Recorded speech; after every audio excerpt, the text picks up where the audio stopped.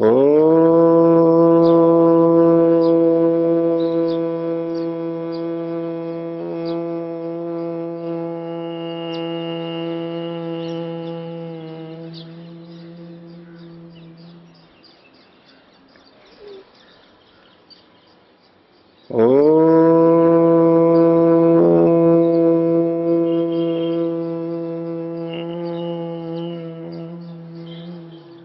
समुपस्थित धर्म प्रेमी सज्जनों,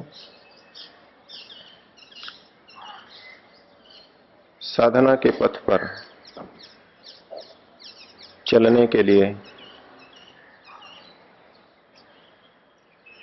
ब्रह्म के स्वरूप को ठीक ठीक जानना प्रत्येक के लिए आवश्यक है। हमारा कठोपनिषद का क्रम चल रहा है, जिसमें यमाचार्य नचिकेता को अध्यात्म के तत्व बता रहे हैं। मृत्यु से छूटने का, मृत्यु से परे जाने का क्या उपाय है, उन सबको बता रहे हैं। कठोपनिषद की 5वीं वल्ली के 9वें श्लोक का क्रम है, जिसमें यमाचार्य परमात्मा की सर्वव्यापकता को समझाने का प्रयास कर रहे हैं। यमाचार्य कहते हैं, अग्निर यथैको भुवनम प्रविष्टः रूपम रूपम प्रतिरूपो बभूव एकस्तथा सर्वभूतांतरात्मा रूपम रूपम प्रतिरूपो बहिश्च। उदाहरण देते हुए समझा रहे हैं कि परमात्मा किस प्रकार से सर्वव्यापक है। परमात्मा एक छोटा सा गुण रखता है। परमात्मा के अनंत गुणों में एक गुण है उसकी सर्वव्यापकता,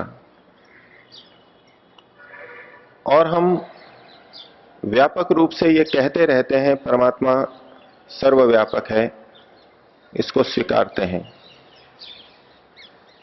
लेकिन ऊंचे स्तर पर परमात्मा की सर्वव्यापकता को स्वीकारना और परमात्मा की सर्वव्यापकता की क्या गंभीरता है, उसको सर्वव्यापक स्वीकारने पर साधना में कितना परिवर्तन आ जाता है, चिंतन में कितना परिवर्तन आ जाता है, वो एक महत्वपूर्ण बात है। इसलिए यमाचार्य ईश्वर के एक छोटे से गुण को, सर्वव्यापकता को यहां लौकिक उदाहरण देते हुए समझा रहे हैं। कहते हैं, यथा एकः अग्नि भुवनम प्रविष्टः। जिस प्रकार से एक अग्नि तत्व इस पूरे भुवन में प्रविष्ट है, घुसा हुआ है, विद्यमान है। भुवन का मतलब ये संपूर्ण लोक, भवती इति भुवनम, जो होता है, जो विद्यमान है, जितना भी ये जड़ जगत विद्यमान है, जीवात्मा विद्यमान है, ये सब भुवन कहलाएंगे। लोक को भी भुवन कहते हैं। त्रिभुवन की बात की जाती है, 3 लोकों की बात की जाती है। तो ये समस्त विद्यमान तत्व, उस सब में एक अग्नि तत्व जिस प्रकार से प्रविष्ट है। हम जब अपना लौकिक और स्थूल व्यवहार करते हैं तो अग्नि तत्व हमें कुछ स्थानों पर दिखाई देता है। हमको पाकशाला में भोजन पकते समय अग्नि दिखाई देती है। सूर्य उगता है तो सूर्य की अग्नि, उष्णता, प्रकाश हमको दिखाई देता है।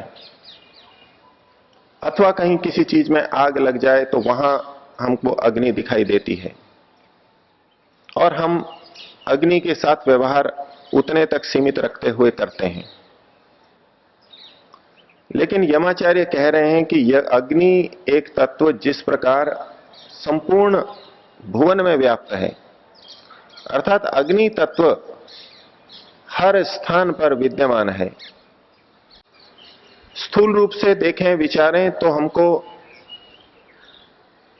असंख्य चीजें मिलेंगी जहां अग्नि विद्यमान नहीं दिखाई दे रहा, जैसे कि भवन बना हुआ है, मिट्टी है, पानी है, वृक्ष हैं, ऊपर से हमको अग्नि दिखाई नहीं देगी। लेकिन सूक्ष्म रूप से अग्नि तत्व वहां भी विद्यमान है। प्राचीन दार्शनिक सिद्धांत की दृष्टि से यह समस्त जड़ जगत पंचभौतिक है और इसके अंदर अग्नि तत्व भी विद्यमान है।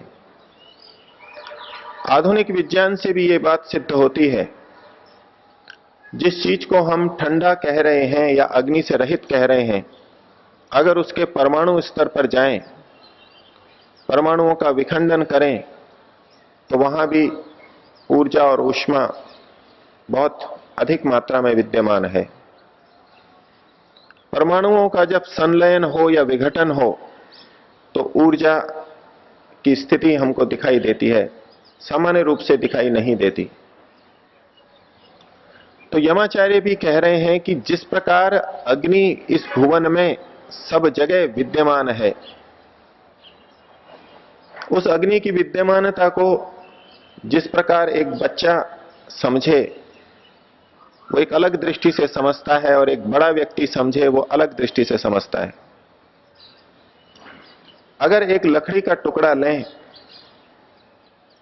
तो बड़े व्यक्ति को उसमें अग्नि की विद्यमानता दिखाई देती है कि जब इसको जलाएंगे तो अग्नि प्रकट होगी और अग्नि से संबंधित उपयोग लिया जा सकेगा। लेकिन जो बिल्कुल छोटा बच्चा है, जिसको अभी समझ नहीं है, उसको तो जहां अग्नि दिखाई देती है वहीं पर वो अग्नि की विद्यमानता स्वीकार करता है। लकड़ी के अंदर वो अग्नि की विद्यमानता स्वीकार नहीं करता।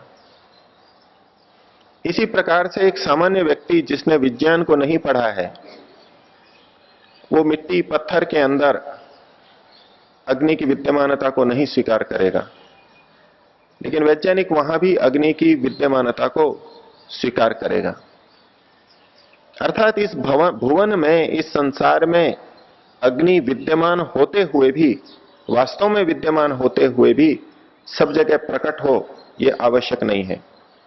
प्रकट हो भी सकती है और प्रकट नहीं भी हो सकती, अनभिव्यक्त रूप में भी रह सकती है। और उसी दृष्टि से उपमा तुलना की जा रही है परमात्मा से। तो यमाचार्य ने कहा यथा एकः अग्नि भुवनम प्रविष्ट, जिस प्रकार से एक अग्नि तत्व इस संपूर्ण भुवन में, लोक के अंदर विद्यमान है। और क्या कर रही है वो अग्नि? तो कहा रूपम रूपम प्रतिरूपो बभूव। हर वस्तु का जो अपना रूप है, प्रस्तुति है, अभिव्यक्ति है, उसके अंदर वो उसी रूप में रहता हुआ विद्यमान है। यदि लकड़ी का एक टुकड़ा है तो उसमें विद्यमान अग्नि लकड़ी के रूप में ही, लकड़ी की आकृति में ही विद्यमान है। अगर कोयला है तो कोयले के रूप में ही वहां पर अग्नि विद्यमान है। जिस समय अग्नि अनभिव्यक्त रूप में वस्तु में विद्यमान है, तब वहां उस वस्तु का रूप ही दिखाई देगा, अग्नि का रूप हमको दिखाई नहीं देगा। चाहे कोयला हो, चाहे पेट्रोल हो, चाहे लकड़ी हो, चाहे कपड़ा हो, अथवा परमाणु हो, अग्नि उसमें विद्यमान है, लेकिन अग्नि अभी प्रकट नहीं है। वो अग्नि उसी वस्तु के रूप वाली होकर के वहां विद्यमान है, अनभिव्यक्त रूप में। उसको यमाचार्य कह रहे हैं रूपम रूपम प्रतिरूपो बभूव। हर रूप में, हर वस्तु के अंदर, रूपमान वस्तु में वो प्रतिरूप के रूप में रह रहा है। प्रतिरूप कहते हैं उसी जैसा, उसी की समानता वाला। जैसे कि किसी पुरुष का प्रतिरूप बना दिया जाए, मोम का, लकड़ी का या पत्थर का, उसी जैसी वस्तु, उसको प्रतिरूप कहते हैं। उसके समान, तदनुरूप तो अग्नि इन सब पदार्थों में, सब रूपों में रहती हुई तदनुरूप होकर के रहती है, अपना रूप वहां प्रकट नहीं करती जब वो अनभिव्यक्त रूप में रहती है। और इसी तुलना को, इसी उपमा को देते हुए अब परमात्मा को समझा रहे हैं कि एकह तथा सर्वभूतांतरात्मा, तथा बिल्कुल इसी प्रकार से एक तत्व और है। कौन सा तत्व?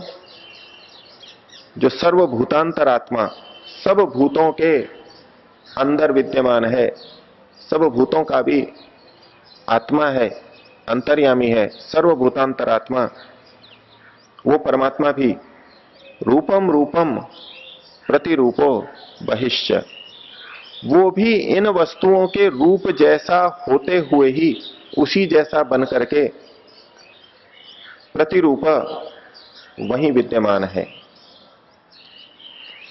परमात्मा इन सब तत्वों के अंदर रहता हुआ भी इन वस्तुओं के रूप को परिवर्तित नहीं करता। वस्तु जिस रूप में है उसका जो अपना स्वरूप है उसी रूप में रहेगी और फिर भी परमात्मा अंदर विद्यमान रहेगा। मन के अंदर जिज्ञासा हो सकती है कि यदि ईश्वर सर्वव्यापक है, हर वस्तु में विद्यमान है, तो जब वो परमात्मा इन वस्तुओं में आएगा या रहेगा तब इस वस्तु का रूप, स्वरूप कोई परिवर्तित हो जाएगा। तो यमाचार्य कह रहे हैं कि नहीं, वो वस्तु बिल्कुल वैसी की वैसी बनी रहेगी और फिर भी उसके अंदर वो परमात्मा विद्यमान रह सकता है। तो जिस प्रकार से एक अग्नि संपूर्ण भुवन में विद्यमान होते हुए उन वस्तुओं के जैसी ही रहते हुए उनमें विद्यमान है, इसी प्रकार परमात्मा भी सर्वव्यापक होते हुए इन सब वस्तुओं में इसी रूप में विद्यमान है। जिस प्रकार से वस्तु की अग्नि हमको दिखाई नहीं देगी, वस्तु ही दिखाई देगी, उसी प्रकार से परमात्मा के इन वस्तुओं में रहते हुए भी हमको वस्तु ही दिखाई देगी, परमात्मा दिखाई नहीं देगा।